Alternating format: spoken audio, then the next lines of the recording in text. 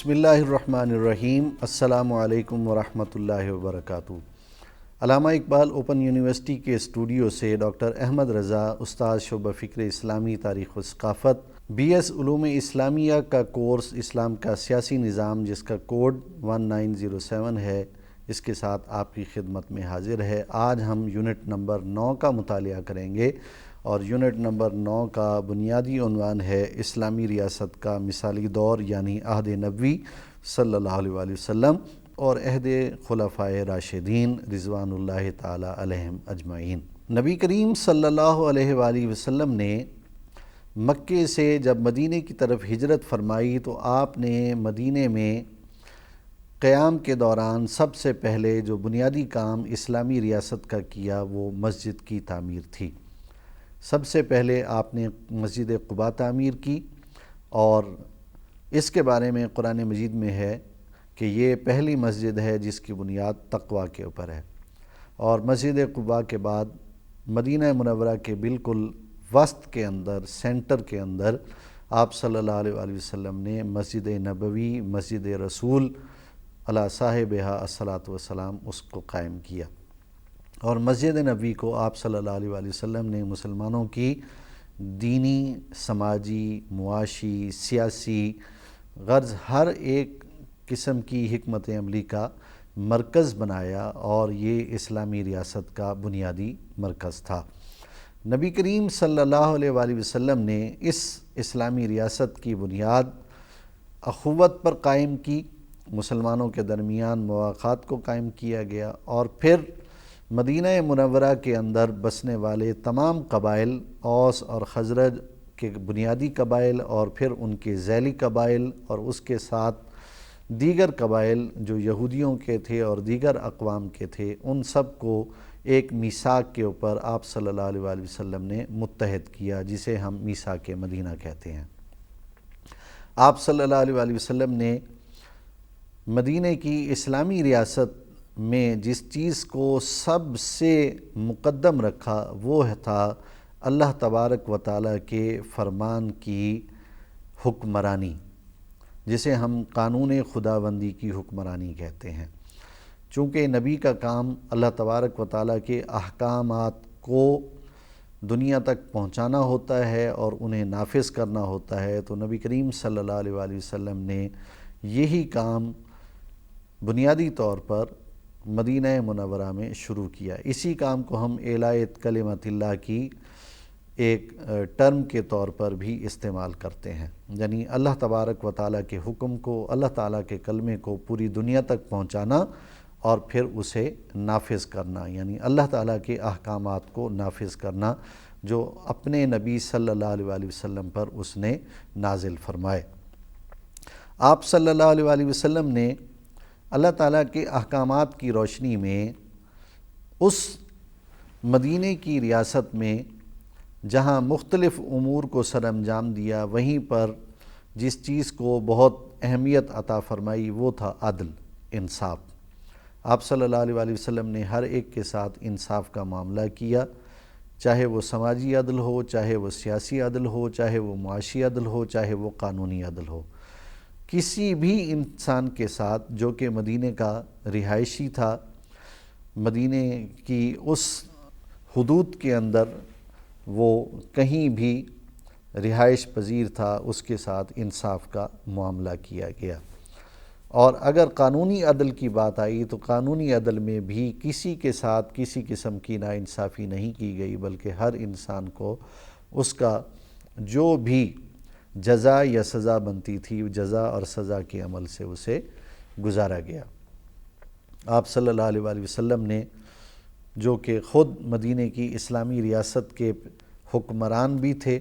اور مدینہ کی اسلامی ریاست کے چیف جسٹس بھی تھے، مدینہ کی اسلامی ریاست کے چیف ان کمانڈر بھی تھے، آپ صلی اللہ علیہ وآلہ وسلم نے ہر حیثیت میں مدینہ منورہ کی اسلامی ریاست کو کھڑا کیا، اور وہاں کے شہریوں کو ہر طرح کی نہ صرف سہولیات عطا کی بلکہ ان کا دفاع بھی کیا، اور انہیں انصاف بھی آپ صلی اللہ علیہ وآلہ وسلم نے فراہم کیا۔ مدینہ کی اس ریاست میں آپ صلی اللہ علیہ وآلہ وسلم نے، جسے ہم اسلامی ریاست کا مثالی دور کہتے ہیں، اس کے اندر باقاعدہ آپ صلی اللہ علیہ وآلہ وسلم نے تعلیم کا سلسلہ شروع کیا۔ آج بھی اگر آپ مسجد نبوی میں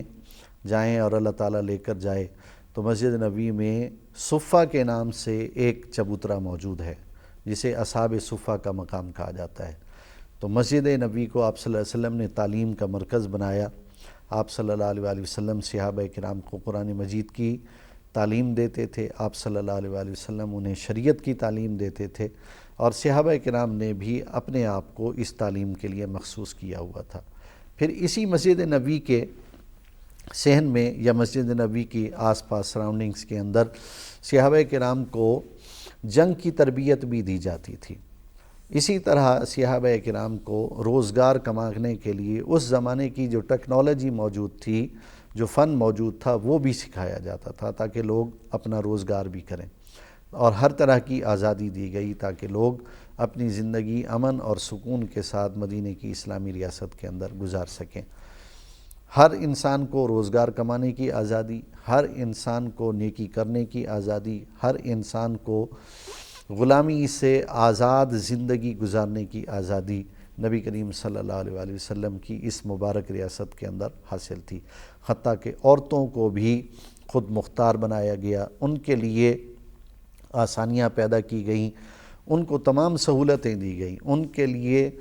جس طرح مردوں کے لیے تعلیم کا انتظام کیا گیا، اسی طرح خواتین کے لیے تعلیم کا انتظام کیا گیا، اور آپ صلی اللہ علیہ وسلم کی ازواج مطہرات یعنی امہات المومنین کی یہ ذمہ داری تھی کہ وہ خواتین کی تعلیم کا بندوبست کرتیں۔ اور پھر خود نبی کریم صلی اللہ علیہ وآلہ وسلم بھی خواتین کے سوالات کو سنتے، اور آپ صلی اللہ علیہ وآلہ وسلم بھی ان کے تسلی بخش ان کو جوابات دیتے اور ان کے مسائل کو حل کیا کرتے۔ ان کے لیے خاص طور پر ایک دن مقرر کیا گیا ان کی تعلیم تربیت کے حوالے سے، دینی تعلیم کے حوالے سے، تربیت کے حوالے سے، شرعی احکام کے حوالے سے، اور ان کے جو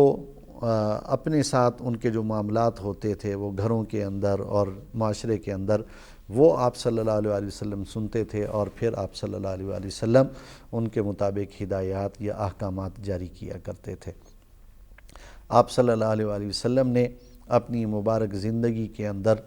ہر ایک کو زندگی کا بنیادی حق فراہم کیا۔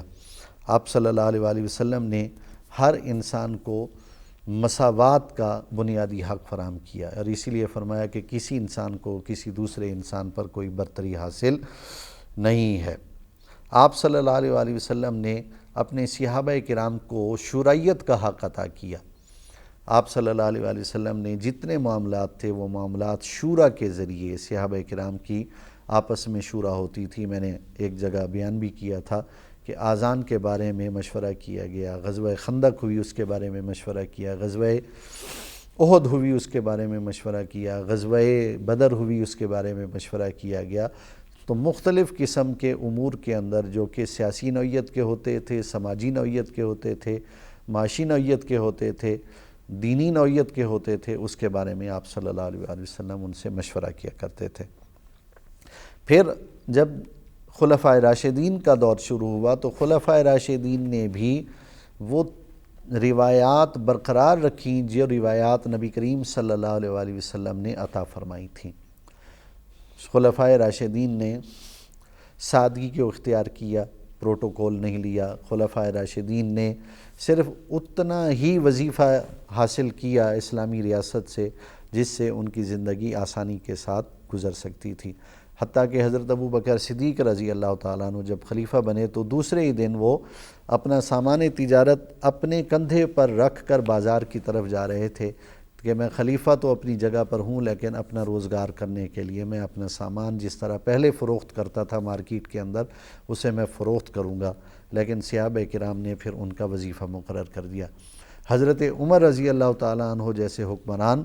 کہ جنہوں نے اپنے خود احتساب کا ایسا عمل قائم کیا کہ آپ نے 2 چادروں سے ایک مکمل سوٹ سلوایا ہوا تھا، تو مسجد نبوی کے اندر کسی نے پوچھا کہ اے خلیفہ باقی لوگوں کو تو ایک ایک چادر ملی ہے اور آپ نے 2 چادریں کیسے بنا لیں؟ تو آپ نے اپنے بیٹے کی طرف اشارہ کیا اور اس نے جواب دیا کہ جناب ایک چادر تو میرے والد کی تھی اور دوسری چادر میں نے خود ان کو پیش کر دی ہے تاکہ ان کا سوٹ مکمل ہو جائے۔ اسی طرح حضرت عثمان غنی، اسی طرح حضرت علی المرتضیٰ رضی اللہ تعالیٰ عنہم، یہ تمام وہ لوگ تھے جنہوں نے اسلامی ریاست کو بہت وسعتیں عطا کیں اور اس کے اندر سادگی کو، اور نبی کریم صلی اللہ علیہ وآلہ وسلم جو روایت چھوڑ کے گئے تھے، جو ٹریڈیشن چھوڑ کے گئے تھے، اسی کو انہوں نے نہ صرف برقرار رکھا بلکہ اس کو پروان چڑھایا اور ایک ایسا مثالی ریاست کا نمونہ قائم کر کے گئے کہ جس کی آج دنیا مثالیں دیتی ہے۔ اللہ تعالیٰ ہمیں اپنے اسلاف کی اس تاریخ کو پڑھنے اور اس پر عمل کرنے کی توفیق عطا فرمائے۔ وما علینا الا البلاغ المبین۔